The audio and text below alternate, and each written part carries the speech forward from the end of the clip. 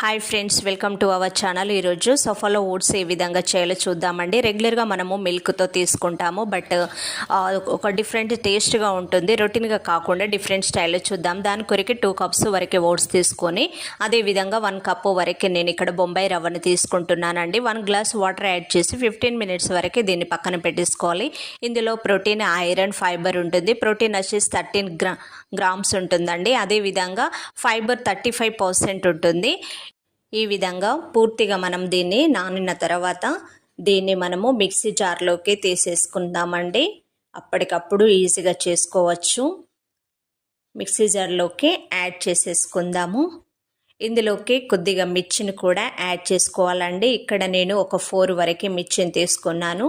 అదేవిధంగా కొత్తిమీరను కూడా ఒక గుప్పెడంతా తీసుకోవాలండి కాడలతో. జీలకర్ర 1 స్పూన్ వరకు తీసుకోవాలి. టేస్ట్కి సరిపడినంత సాల్ట్ ఒక 1 స్పూన్ వరకు యాడ్ చేశాను. ఈ విధంగా మనము మిక్సీ చేసుకొని, రెగ్యులర్గా మనము దోశ పిండి కంటే ఎక్కువ వాటర్ అనేది యాడ్ చేయాలి. ఎందుకంటే చాలా స్టిక్కీగా ఉంటుందండి. లైక్ మనకి మైదా పిండి ఎలా ఉంటుందో ఆ విధంగా ఉంటుంది. కాబట్టి ఖచ్చితంగా వాటర్ అనేది మాత్రం ఎక్కువ యాడ్ చేసి బాగా కలుపుకున్న తర్వాత మనము ఇందులోకి స్ప్రెడ్ చేసుకోవాలి.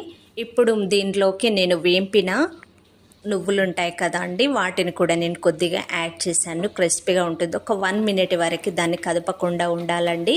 ఈ విధంగా దానంతట అదే పైకి తేలేంత వరకు మనము దీన్ని క్రిస్పీగా మనము రోస్ట్ చేసుకోవాలి. ఇరువైపులా దీన్ని మనము క్రిస్పీగా కాల్చుకోవాలండి. హెల్దీ రెసిపీ మనకు వెయిట్ లాస్కు మాత్రము ఖచ్చితంగా చాలామంది తీసుకుంటారు. కాబట్టి రెగ్యులర్గా మనము మిల్క్తో తీసుకోలేమనే ఈ విధంగా నేను డిఫరెంట్ స్టైల్లో చేశానండి. ఖచ్చితంగా ఈ రెసిపీని మీ ఫ్యామిలీ మెంబర్స్కి షేర్ చేయండి. అదేవిధంగా మన ఛానల్ని సబ్స్క్రైబ్ చేసుకోండి, సపోర్ట్ చేయండి. Thank you for watching.